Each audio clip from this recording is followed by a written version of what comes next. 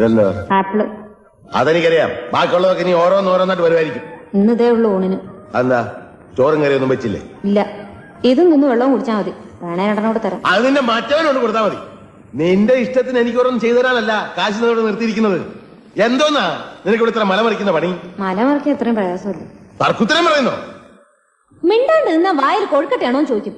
മിണ്ടിപ്പോയ തർക്കുത്തരായിപ്പോ. ഇതെന്തോന്നാടാ അപ്പനെ? എന്നാ നേരെ വല്ലതും ചെയ്യാനുള്ള സൗകര്യം ഉണ്ടോ? അതുമില്ല. മര്യാദക്ക് ജോലി ചെയ്യാൻ നിനക്ക് എന്തോന്നാണ് ഇവിടെ ഒരു കുറവ്?